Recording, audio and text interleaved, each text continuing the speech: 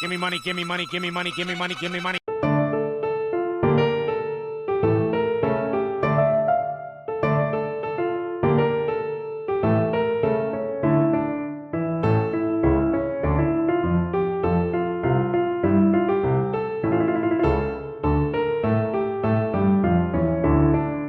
I love Pokemon. Not too fond of Game Freak and their lazy bullshit, but I love Pokemon. Nothing is more iconic to Pokemon than the Pokemon themselves. You can take or leave the story, the gyms, or the tertiary features, but any Pokemon game without all the Pokemon?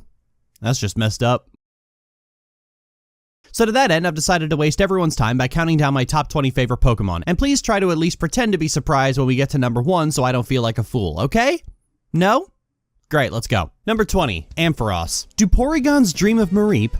Sorry, I had to get at least one. Anyway, Ampharos is in the same boat as Pokemon like Nidoking in that it's extremely popular, predominantly because it's such a powerhouse in the Generation 2 games, especially early on when you're dealing with a lot of flying types as well as your rival if you pick Cyndaquil and they got stuck with Totodile like a fucking chump. But I mean, come on. Real gamers pick Chikorita anyway. If you don't pick the adorable leaf puppy, what the fuck are you doing with your life? Anyway, I always thought Ampharos should be on the same level of popularity as Pikachu since it's just as cuddly in all its forms instead of just the middle one. In fact, petition for Ash to replace Pikachu with a Flaffy. Oh wait, he's not going to be the protagonist anymore now, is he?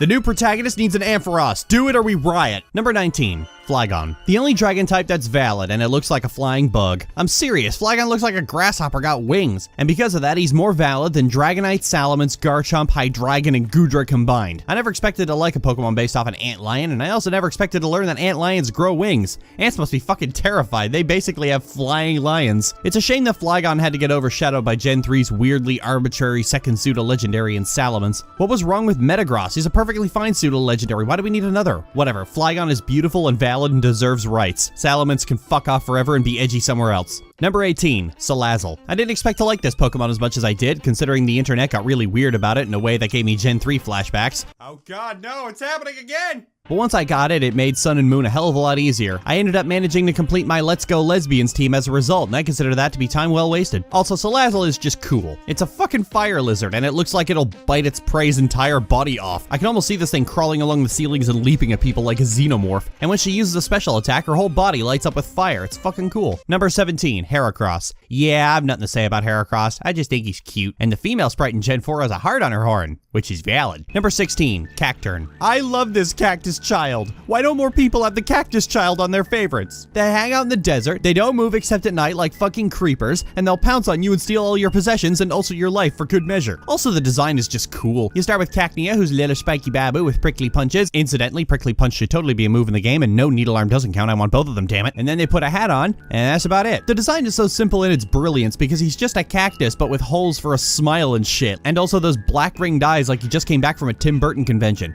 Actually, he looks like something that jumped out of a Tim Burton movie. You know, the good ones before he became an overly indulgent weirdo. Love my cactus child, damn it! Number 15, Haunter. I love Haunter's design and the creepy floating hands that come with it. I also like how he was a big doof in the cartoon, making people laugh with bombs. I don't like Gengar. Gengar isn't valid. He doesn't deserve rights. Haunter does because Haunter's a lot more endearing. Gengar just looks like Stitch during his goth phase. Haunter looks like a ghost. Haunter is a Pokemon you could look at and go, that's a ghost Pokemon. And is there any design philosophy better than that? Haunter has also consistently had some of the coolest sprites in the game, especially in Generation 1, where even the shitty original sprites and the even shittier blue version sprites, with his creepy smile and claws and spiky design. I just love spikes on things. Haunter's also a pretty good Pokemon to have if you can't get an Alakazam or don't want to embarrass yourself by using Hypno or Jinx, and it was for that reason that I always went for Haunter in games where I couldn't have a certain Pokemon further down the list. Number 14, Crawdon. It's like if Kingler was in a constant state of, you wanna fucking go, mate? I'm of the opinion that Generation 3 is the point where Game Freak took a lot of Generation 1 Pokemon and decided to suck out the dumb 90s tood and make them more timeless and enjoyable, favoring designs that were more elegant and thoughtful rather than it's a big dragon and,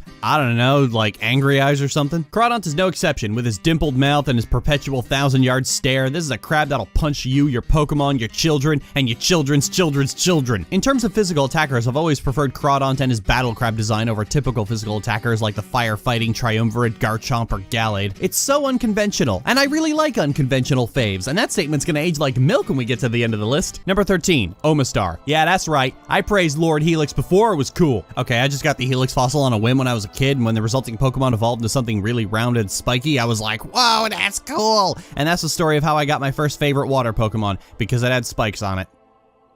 Hey, bite me, you guys like Charizard for a lot less. Number 12, Nidoking. I don't think I would appreciate Nidoking as much as I do if it weren't for Pokemon Yellow. I was that kid who was always too stupid to figure out how to beat Brock with a Pikachu, but eventually I caught a Nidoran just for shits and giggles, and when he learned Double Kick, I decided to test it out on Brock. Holy crap, it did so much damage. And then I stuck with Nidoking as my ace the entire way through, and now whenever I play any Gen 1 game, Nidoking is what I choose for my ground-type bruiser. Sadly, I never really used Nidoking beyond that in the Gen 1 remakes because I just can't find a use for him outside of those games. Nidoking is the bruiser of Generation 1, and really good for me when I was a kid, and couldn't play for shit. But I'll always love that precious hamster rhino. Number 11, Aegislash. I really like swords. You're a lesbian, of course you like swords. Shut up. Honedge and its evolutions always struck me as odd in concept, but so damn cool I couldn't help but have one. And when it evolved into 2 swords, well, that makes my monkey brain happy. And I certainly like this Sword and Shield more than Pokemon Sword and Shield. Aegislash was so good it got banned from Smogon's competitive play, which is a fancy way of saying one of Smogon's admins lost and got salty. Aegislash is like Aggron in that it plays directly into my love of sharp metal things, which means it's a Pokemon that represents my desire to buy knives. Aegislash is also the only Pokemon on the list whose shiny form doesn't make me die a little inside. Granted, it is black, which is the easy mode of aesthetic appeal, but there's something kind of appealing about how aggressively edgy the whole design is. Like Vanitas. Black shinies don't always look better than everything else, just take a look at shiny Charizard or shiny Mega Gardevoir. Good god, that's trash. But Aegislash carries this endearing 90s cringe charm to it, like the hatred guy wearing bunny ears. My Sword Babu is great, I'll stab anyone who disagrees. Number 10, Frostlass. It took a while for me to warm up to Frostlass, or really any gender-specific Pokemon evolution, after Gallade was released and turned out to be such a nakedly obvious attempt to pander to 90s Pokemon fans who were upset that one of the most powerful Pokemon in Gen 3 wasn't masculine-coded despite the gender ratio. The whole concept was soured in my eyes for a long time, but after a few gens, the resentment fizzled out and I glanced over at Frostlass, and honestly, I love her. Frostlass combines 2 things I love, ice and ghosts. Frostlass's Pokedex entry in Pokemon Moon reads, "The soul of a woman lost on a snowy mountain possessed an icicle, becoming this Pokemon. The food it most relishes is the souls of men." It's a violent, undead lesbian. What's not to love?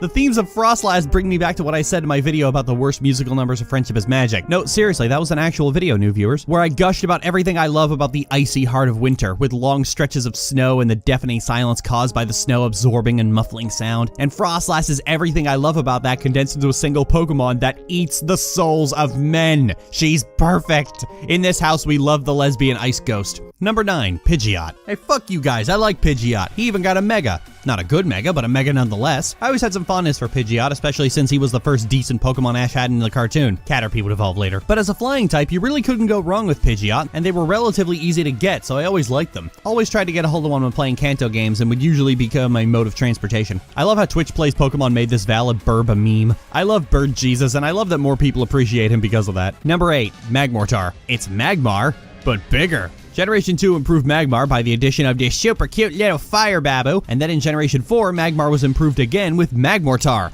a fucking beast of a fire type with flame guns for arms with little razor claws coming out of them. The whole thing's metal as fuck. That's all I got. It's a fire type. They're not that worth talking about. What more do you want? It's all the stuff my monkey brain likes. Number 7, Sceptile. I'll be honest, I like Sceptile because of the cartoon and how he was always Ash's best Pokemon. And I find it a crying shame that his other evolved starters got so much more praise than Sceptile. Between Captain Overrated, the very angry Monkey Man, and Gimmick Frog, I'm surprised that Sceptile doesn't consistently stand on the very top of that garbage pile. Sceptile was just always eager to fight and ready to throw down. I mean, Sceptile took out a Darkrai and Greninja got trounced by every powerful Pokemon he came up against. Fuck you, you stupid frog. Anyway, Sceptile was always a fun Pokemon, even though the physical special split in Generation 4 made Leaf Blade less optimal of a move. I mean, it's his fucking move, the hell, game freak. Anyway, Sceptile was always a solid addition to any team in terms of the fast grass Pokemon, and that sleek look and intimidating design has always made my monkey brain go, ooh. Number 6, Aggron. It's a big dinosaur, what's not to love? Aggron is basically every kid's dream come true.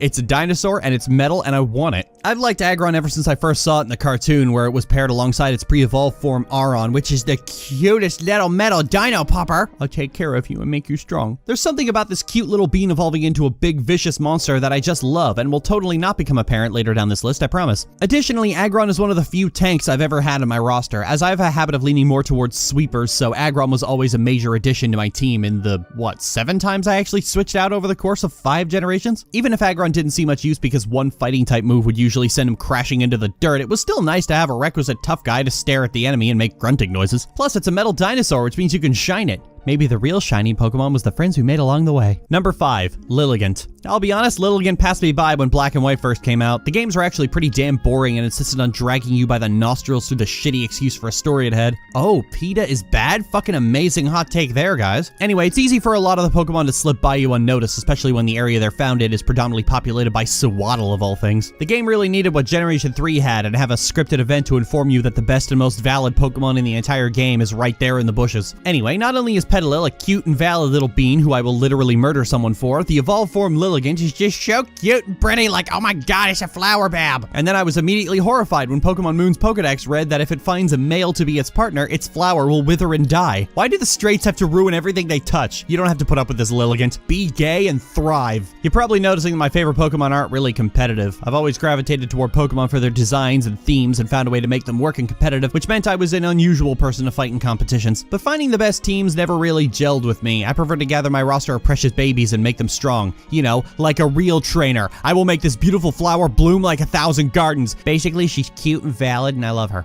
Number 4, Milotic. Milotic is so beautiful, oh my god! The more I think about it, the more I realize that Hoenn really did take a lot of Generation 1 Pokemon and squeeze out the superficially adolescent badass garbage of the 90s in favor of designs more graceful and elegant. Hoenn is a beautiful region and the Pokemon are no less beautiful. Maybe that's why despite being around when Generation 1 first came out, Generation 3 remains my favorite, because that transition from aggressive 90s toxic masculinity to graceful elegance is basically what my adolescence was. Milotic was no exception. Being a comparison to Gyarados, but much rarer and harder to get and even harder to evolve, Milotic remains my number 1 pick for water Pokemon in every generation. While it's always been a royal pain in the ass to get a hold of, let alone evolve, it's such a powerful defensive wall that would always come through for me when I was up against a Pokemon that likes to one-shot you for giggles, Ultra Necrozma. Since Milotic had to originally evolve with contest stats, my first time getting one I ended up actually trying out the contest since now I had a Pokemon with max beauty stats, so why not? And I'm one of those weirdos who actually enjoyed them. There really never was a part of these games that Milotic, along with the number 1 on this list, didn't make better just by existing. Thank you, you regal ocean snack. Number 3, Mismagius. Misdreavus was always a ghost Pokemon I really liked, even though I could never find the damn thing because Generation 2 locks all the good Pokemon into the post-game. And when she got an evolution in Generation 4, I was over the moon. Mismagius isn't exactly competitive, but she's cool and witchy and mischievous and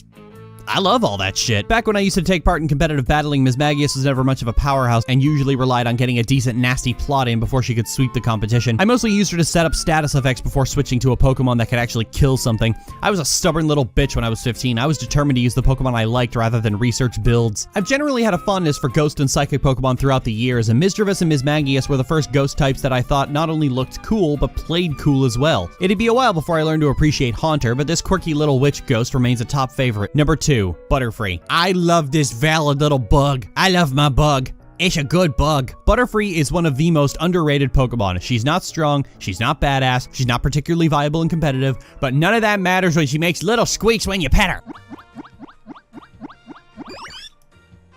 Butterfree is emblematic of Gen 1's simplicity in design, as you can easily draw her no problem with just a few basic shapes. In fact, Butterfree was one of the few Pokemon I was able to draw as a kid, and she's just been the cutest little bean in the series since. Over on Tumblr, me and Mikkayla have been making a comic featuring all my favorite Pokemon and do a little bit of fandom deconstruction, and Butterfree is right there being happy and excitable and just a little bit ditzy. In fact, it's established that she can't really be used in battle, but we keep her around because we love her company. Even in the cartoon, Ash's Butterfree has remained the single most adorable Pokemon to ever grace the screen, especially with the way he speaks by making little chirps and mules. His final episode just took this way up to 11 and made Butterfree so expressive that every time he was on screen and all of his little chirps just felt so sincere. Take care, Butterfree! Good luck, buddy! Honey!